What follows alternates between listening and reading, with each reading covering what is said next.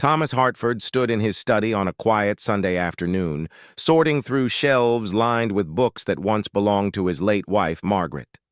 She had passed away 6 months ago after 42 years of marriage, and he was only now finding the strength to go through her things. Margaret had loved to garden. Their backyard had been her sanctuary, filled with roses she'd tended with such care. As Thomas reached for her favorite gardening book, a pale blue envelope slipped out and fluttered to the floor. His hands trembled slightly as he picked it up. The envelope was sealed but never mailed. On the front, in Margaret's flowing handwriting, were just 2 words: "For Thomas." He sat down in his leather chair by the window and carefully opened it.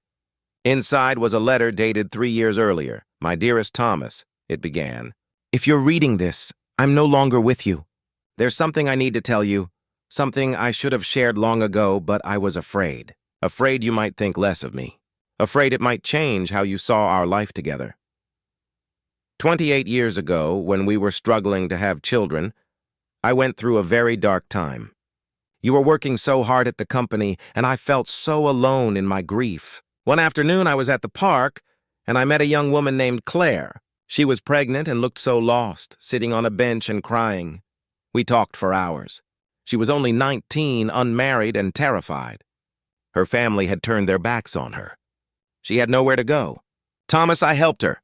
I gave her money from my personal savings, money you didn't know about. Over the months that followed, I continued to help her get back on her feet.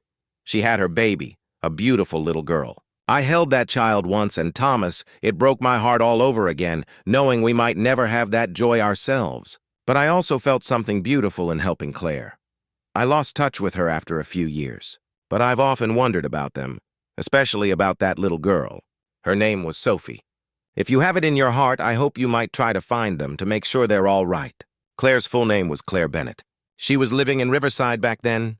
I love you, Thomas. I always have.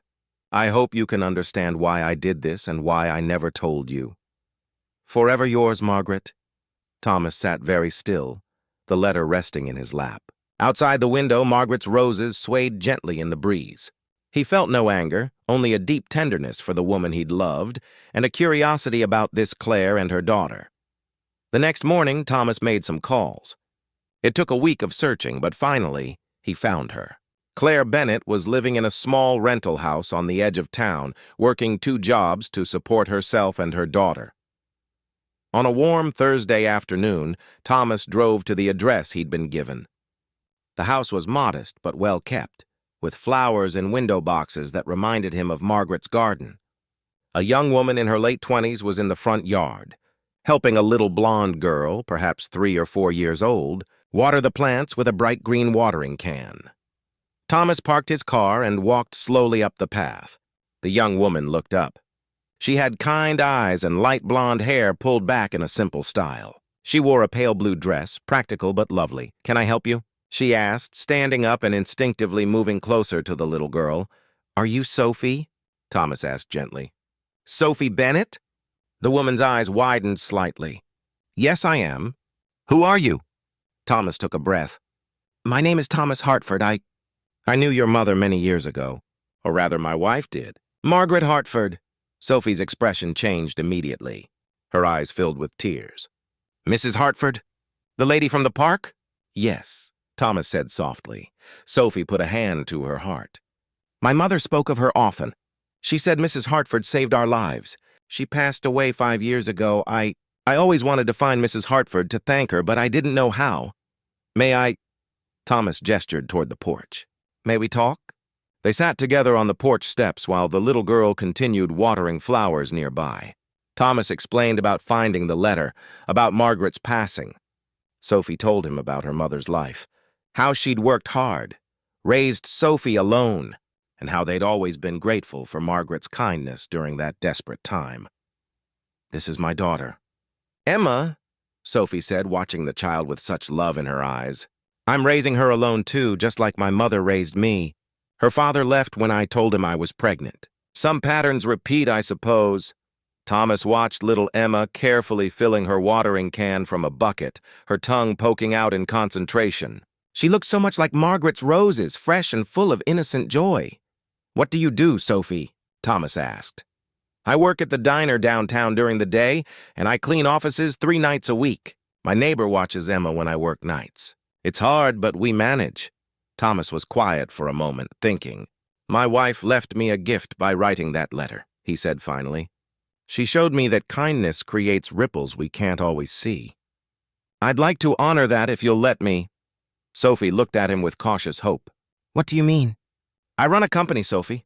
A fairly successful one. We're always looking for good people. I don't know what your skills are, but I'd like to help you find a better position, something with regular hours and benefits. And there's a good daycare program for employees' children. Tears spilled down Sophie's cheeks. Mr. Hartford, I don't know what to say. That's incredibly generous. It's what Margaret would have wanted, Thomas said simply. And please call me Thomas. Over the following weeks, Thomas helped Sophie find a position in his company's human resources department. She was bright and capable, and once given the opportunity, she flourished. Little Emma attended the company daycare where she made friends and thrived. Thomas found himself stopping by to visit them occasionally. He'd bring Emma small gifts. Nothing extravagant, just little things a grandfather might bring. A book, a toy garden set, which made him smile thinking of Margaret. Sometimes he'd join them for Sunday dinner, which Sophie always insisted on making to thank him. One evening, as they sat on Sophie's porch watching Emma chase fireflies in the yard, Sophie turned to him. Thomas, you've given us so much. A real future, security, hope. But you've given me something else, too. What's that? Thomas asked. You've shown Emma what a good man looks like. What a real family can be, even when it's not traditional. She calls you Grandpa Thomas now. I hope that's all right. Thomas felt a warmth spread through his chest, the first real warmth he'd felt since Margaret died. It's more than all right, he said quietly. It's perfect. As the fireflies danced in the gathering dusk and Emma's laughter rang out like music, Thomas understood what Margaret had tried to tell him in her letter. Kindness doesn't end. It grows, like seeds planted in good soil, blooming in unexpected ways across the years. He'd spent his whole life building a successful company, making wise investments, being responsible and proper. But Margaret, with her tender heart, had made the investment that mattered most. She'd invested in a frightened young woman and her unborn child, asking nothing in return. And now, in the twilight of his life, Thomas had inherited that investment. He'd found not just people to help, but a family to love, a daughter of sorts, and a grandchild who'd given him reason to smile again. That night, driving home past Margaret's roses, Thomas spoke aloud in the quiet car. Thank you, my love.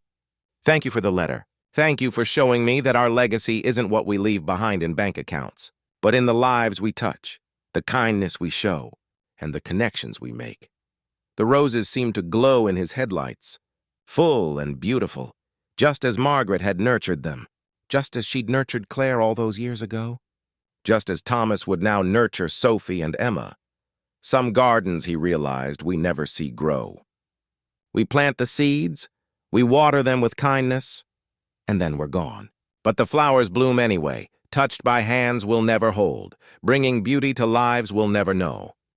Margaret had planted such a garden, and Thomas had been given the gift of tending it, of seeing the blossoms, of breathing in their sweet fragrance. It was enough. It was more than enough. It was everything.